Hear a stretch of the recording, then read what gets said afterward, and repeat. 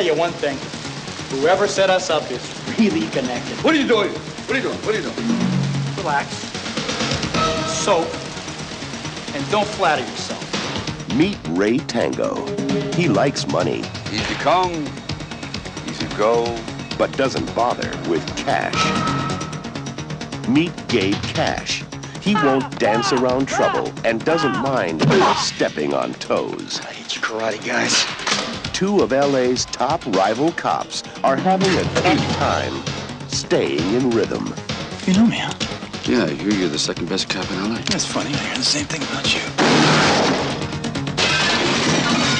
But they're going to have to work together, even if it kills them. Like now! We'll take it. No, that's one of a kind. We won't put a scratch on it.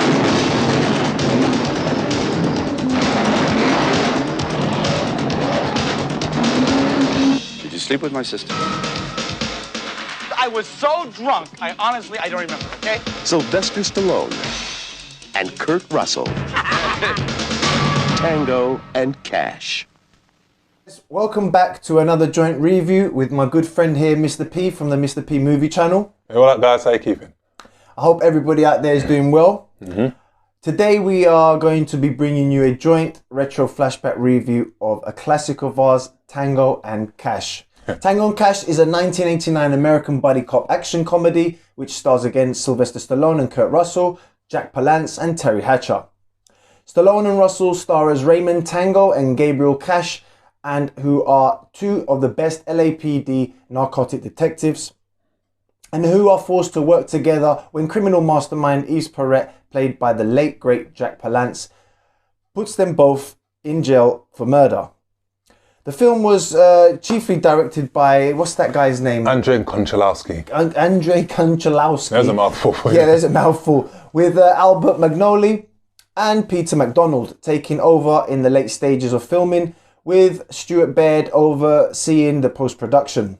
Yeah. Tango and Cash, believe it or not, Joe, was a very troubled shoot, purely because of rewrites, clashes between the producers and the directors, the visions weren't connecting, and the film was delayed by filming, went over budget, and it was released later than anticipated. And you wouldn't believe it, but on the whole, whoever's vision it was, Tango and Cash is still a guilty pleasure. It's still after all its troubles, it still worked out, and exactly, it was a great film. Still one of the best films of the late 80s.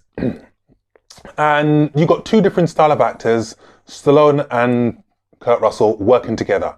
And the first time as well, yeah. And they haven't worked together since. No, which they haven't. A shame. I mean, they were in Guardians of the Galaxy Volume 2, but again, they were in like separate roles. Yeah. I doubt they were on screen. Yeah, they didn't share screen time. But still a cracking film, and it's a film that from the opening sequence grabs you.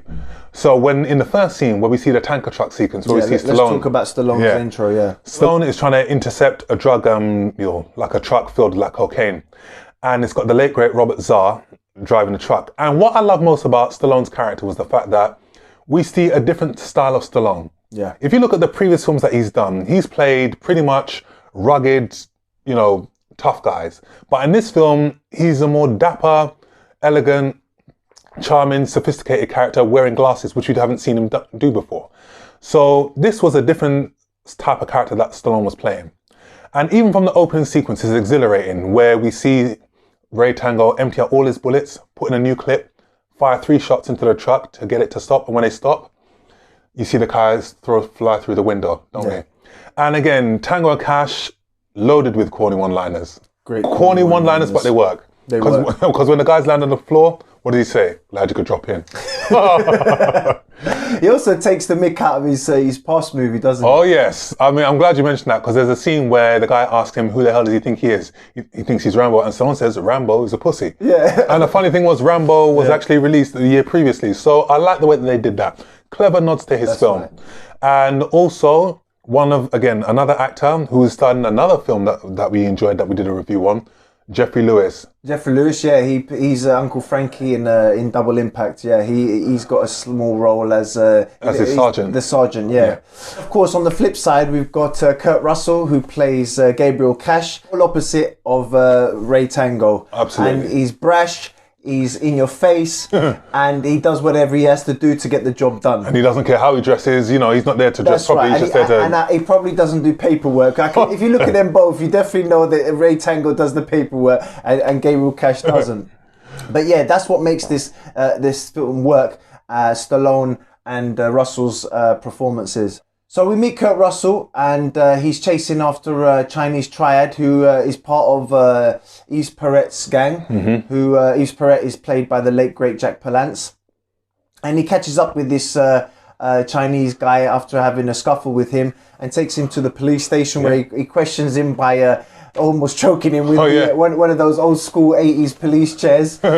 And that goes to show you the difference between the two cops. Again, going by what I said, with one being brash and the other being more thoughtful, more calculated. Absolutely. And also, you know what? Also, there was a really, really good car chase in the car park there with Kurt Russell and between the Chinese guy, which is really well orchestrated. That's right. I forgot about the scene where he gets shot, and we think, what? He's already dead. And obviously he had a bulletproof vest on. And then also we then get to see Ray Tango again, dapper as always, in the police station, and we see him be introduced to a very, very young Terry Hatcher, who plays his sister. Precisely. And then we don't know it at the time. Again, that was really, really clever the way they did it. Because the way that they talked about it, we thought, okay, maybe they were ex-husband and wife, or boyfriend and girlfriend. They don't tell you straight away, Yeah. But it was really, really good the way that they did that. And we see at his station, he gets information from Jeffrey Lewis's character about a drug bust. The same information that Kurt Russell gets. That's right. And it all leads up to them meeting, but also we also get to see another character that's introduced, and we get to find out more of, which is Jack Palance's character. He's correct. Yeah, he's the big bad for the movie, and I thought he was just fantastic. You know, he plays the classic villain, and that bit where he explains his plan to put Tango and Cash behind bars was just hilarious. Oh yeah, where he uses the two mice. Is it mice or rat? They're mice. They're rodents. He uses two rodents to explain to his henchmen who want Ray Tango and Gabriel Cash killed to get it over and done with. But obviously, Yves Perret thinks differently, and being the head of the organization, goes along with his plan. And the way he explains it with the two mice inside the maze was hilarious, really. Absolutely. And he also likes to sniff mice. He likes to sniff mice. Oh boy! But yeah, the plan was really well orchestrated. Very well orchestrated. Which takes us on to the next scene, where we see Gabriel Cash and Ray Tango meet up. Meet up in this abandoned warehouse. Oh yeah. Obviously, they don't. They both go there individually. They don't know that each or the other one was going there, and they finally meet each other and break into this room, and we find this person dead on a chair. Yeah. And this is part of the setup from Yves Perret and his gang. And as soon as they realise that something strange is going on, because it was Ray Tango that actually realised. Because when he saw that the guy was wired, he was like, okay, why the hell was he wired? That's right. And the conversation they have in that room is very important, because they twist and turn it later on in the movie, which is how they screw him over in court. Absolutely. But yeah, that was a very good scene, because that sets the tone for the rest of the movie. Precisely. And again, just to see these two guys on a screen together interacting was really, really good, because there was a button of egos. He said, like, listen, I heard you're the second best cop in LA. Huh? Yeah, that's right. It's great. They're always bickering at each other. It's your classic story of two mismatched detectives who eventually become friends. A little bit like Lethal Weapon. Exactly. Films that have all gone before and after these films. Precisely. And again, we've seen it all before, and this formula could have come across as a bit strained and a bit tired, but because of their performances and their likability, That's works. right. The film had many troubles. Precisely. The one trouble there wasn't is the chemistry between Stallone and Russell. I thought they were fantastic together. Absolutely. And then when we see these guys then go through the court process. Yeah, the court process. That was a really, really exhilarating scene. You know, and again, from a narrative perspective, one thing that was an issue for me was that certain characters were introduced that we didn't know about. Yeah. You know what I mean? Like the guy who played the nickname Jabba the Hutt, who was in Total Recall, who Arnie blows his head off. That's right. We don't know who he was, what his relationship was with Yves Perret. No. And then we got to see the late Michael Jeter, who was the voice analyst. And again, we knew that he was on the payroll, but again, there was no backstory to these guys. No, but they do explain it later on in the movie, which was great. Again, But obviously, after being found guilty in court, they got for their speeches, remember? yeah, well, That was a really, really good scene. And again, like we said before, you've got two differing styles of cop. You've got Stallone's character who gives a more eloquent, polished argument to say, you know what, I hope we don't get the whole LAPD police force is tarred by what has transpired here today. And Tango, you've got Kurt Russell's character who says, you know what, this whole thing effing sucks. And he gets a round of applause. And I'm like, you know what? that's right. He's just being real, because it was a stupid situation. I mean, they know they were innocent, and I'm sure their colleagues do as well. Oh, yeah. But the evidence was there, and nonetheless they were shipped off to prison. Mm-hmm. The wrong At prison least as well. it's the wrong prison, and at least they were put in together, because they could have gone separate prisons. Oh, yeah. But obviously, while in prison, as everyone knows with these cop movies, no cop wants to be in prison with the people that they've put behind bars. Oh, yes. And that's where we meet Robert Zarr, who's a very famous B-movie actor who plays what Stallone calls Conan. Yeah. And there's a hilarious scene with Robert Zarr, who actually starred in Maniac Cop. A very old 80s slasher. If you want to check it out, definitely check it out. And he also was in Samurai Cop, another legendary, hilarious, badly acted B movie. Well, he plays this character Conan, who definitely has a chip on his shoulder against Tango and Cash. And old Ray shows him a little something. Oh yeah, absolutely. And again, in that scene, that's where you saw Tango could actually go with the best of them when he's provoked, because he said, you know, I'm going to tell you a nuance, and he puts his head up to the prison bars, causing him to bleed, and said, when you want me and my ass will be in the neighborhood. He almost looked like Cash in that moment. Oh yeah, absolutely. Something that Cash would do without thinking, yeah. And what I love most about this film is the fact that the comedy moments were placed in the right time, because when they go to their respective cells, you got Cash, who has a comedic moment when he wants to use the toilet, but one of the convicts says, you know what, that crapper is mine. And when Cash wants to confront him and he sees the size of him, he says, you know what, that is yours. That is yours. And then we get Tango, who's got his jail cell buddy. Who's the guy that in his cell? He doesn't actually get a name, but here's a bit of trivia for you guys. That is actually Ron Howard's brother. They call him Mr. Stinky. Is that Ron Howard's brother? Yeah. They starred in respective films together. The director, Ron Howard? Yeah, the one who was in Happy Days. Happy Days. And remember where Tango's reading the paper and the guy with the Stinky tears it in half? And again, he was like saying, you know what, I'm still going to read it. Yeah. And at night, there's still some good comedic moments. Oh, he wraps him up with the Slinky. Yeah. Cash's character, he's lying on the bunk, and he's got the heavy convict who farts on top of him. That was a real funny scene. The fart was hilarious. Oh, yeah. The shower scene was really hilarious as well, where we see Cash drop the soap. And he goes, what are you doing? What are you doing? Yeah. Old Stallone thinks he's up to something. He goes, relax. Soap. Don't flatter yourself, Pee-wee. Don't flatter yourself, Pee-wee. Oh, man. But then I think one of the high points in the film, one of the most exhilarating moments in the film was where these guys are abducted at night by respective convicts and thrown down a laundry chute. That's right. And they all gang up to try and fight them. This is where Tango and Cash realise who's put them there, which has been the big question on their minds. Yeah. And we see that one of Yves Perret's henchmen, Mr. Potato Head, Rakim, played by the late Brian James. Again, a lot of these guys have all passed away. Yeah, it's amazing how many people from Tango and Cash aren't with us today. It's crazy. Yeah, and Brian James with an appalling British accent. Oh, his accent is terrible. Proper cock. Right up there with the worst of them, with Dick Van Dyke and Don Cheadle. Those were rubbish. It's hilarious, actually. it works, but in a hilarious way. Yeah. We get to see Mr. Potato Head in a scene later as well. With a switchblade, his choice of weapon, wanting to kill people. That's right. I'm going to cut you from ear to ear. Yeah. And there's a great fight scene that takes place in the boiler house. And then we see Yves Perret come out from the smoke and reveal what his plan has been. Yeah. And I guess when you do something like that, you want your enemies to know who's doing it. To know who's doing it. Hence him showing up in that scene. Yeah. Even in the shadows, though, they don't get to see him physically, but they see him in the shadows and hear his voice. And his voice, he tells them. Yeah. And these guys are subjected to a torture by being electrocuted. That's right. It was quite a torturous scene. Yeah. Quite a shocking scene, I might add. Yeah. See, now that's a double impact there. See, now you know how it feels.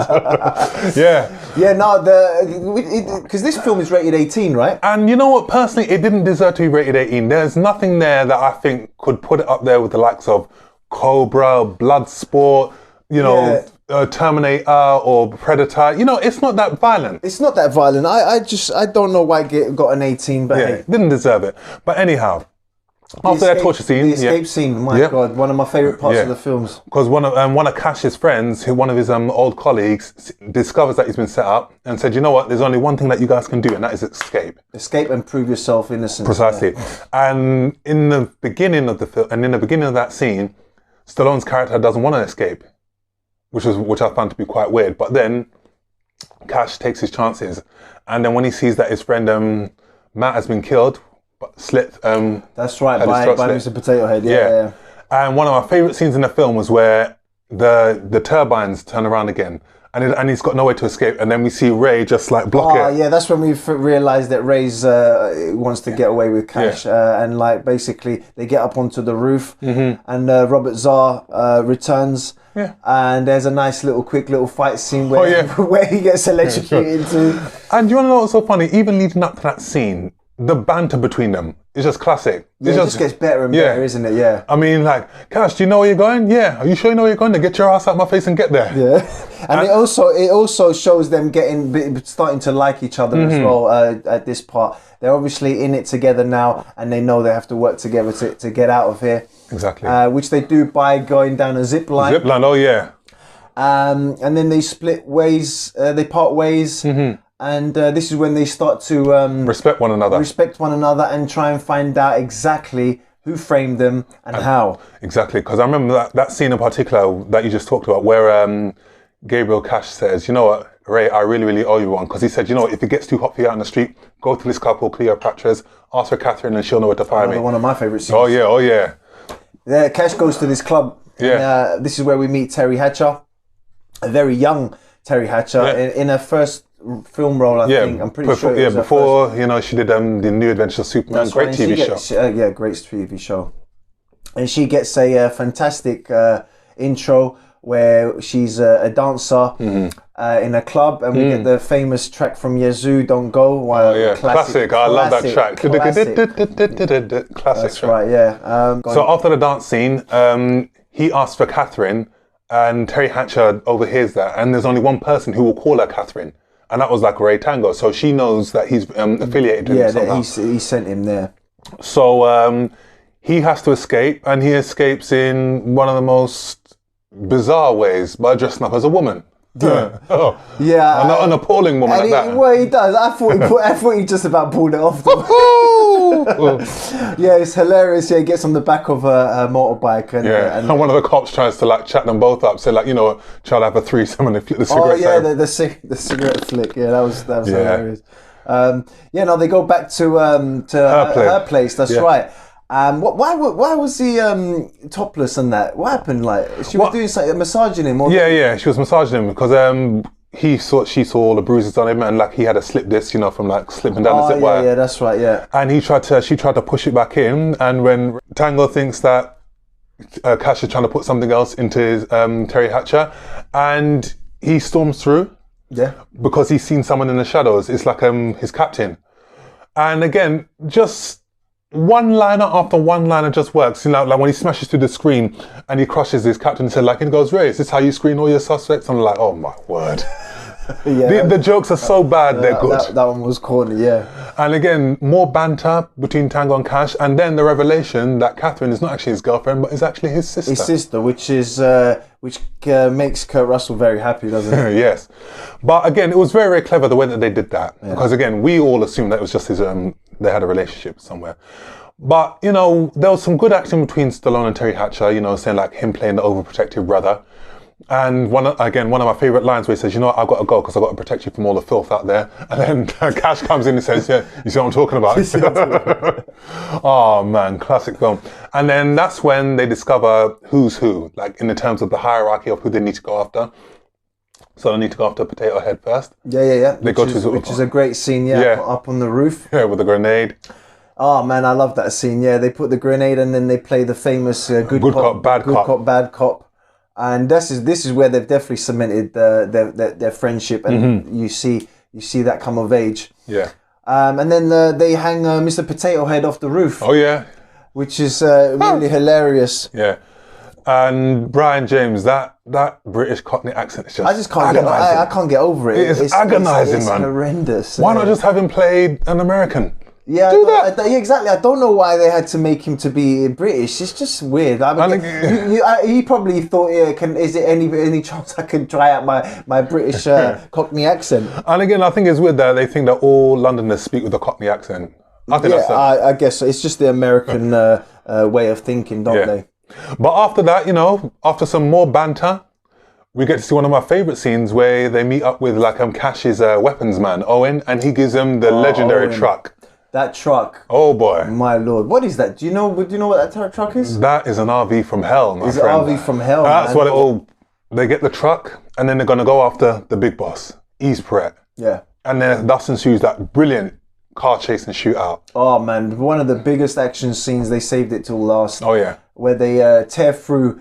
What is it? It's This is like his base of operations. It's his base of operations. Yeah, it's like a big construction yard, and all hell breaks loose. And we get to see what that RV from hell can do. Oh yes, and it does a lot. Cut. And there's some great classic American 80s explosions there. And they finally get into East Perret's base. lair or base. And he has Terry Hatcher as his hostage. And that's another plot flaw for me. How did they actually get to her? Yeah, we never really see what happened. Yeah, we don't know how they got to her. They don't even know how the hell they knew who she was. But yeah, again, maybe that was something that was omitted during the rewrite. Yeah, I mean, but again, it was just, you know, classic action scenes. You know, the banter between these two. They get their guns, like big guns that probably weren't even legal in the States, and they go after the main villain. That's right, yeah. And again, brilliant shootouts. And what I loved again was the final sequence between Tango Cash, Brian James's character, Mr. Potato Head, and there was another martial arts guy, and just the fighting between the two. That's right. Yeah. One structured, one unstructured. Yeah. Pretty much like Double Impact. That's right, yeah. And then East Perret scene is almost reminiscent of Enter the Dragon with the... He plays on the mirrors. Yeah. And Stallone figures out, they don't know who to shoot because he's obviously got Terry Hatcher as his hostage. Yeah. But I think they go for the old classic middle one. Yeah. And Tango shoots him straight in the forehead. And Cash with his gun boots. Oh yeah, he jumps. Oh, classic. No, was it Cash that killed it, shot him? No, they both did, remember? They both did, yeah. But kneecaps on two. So they go 1, 2, and then they both shoot him. That's right, yeah. Great scene, yeah. And then after that, there's another classic 1980s scene, a scene that Stallone's well known for, that is running. And again, they need to run before the place explodes, and Stallone runs, and it just blows up. Yeah, the old Hollywood explosion jump. Yeah, in slow-mo, yeah. Brilliant, man. And another one-liner, there's some pollution in the air, and it's called Perret. And I'm like, oh man, so bad that it's good, man. It was a classic movie, man. I think we're going to have to watch that absolutely. After this review. And those guys clear their names, you know, and again, they're like redeemed cops. Oh yeah, it's a happy ending. They get redeemed. Everything goes back to normal.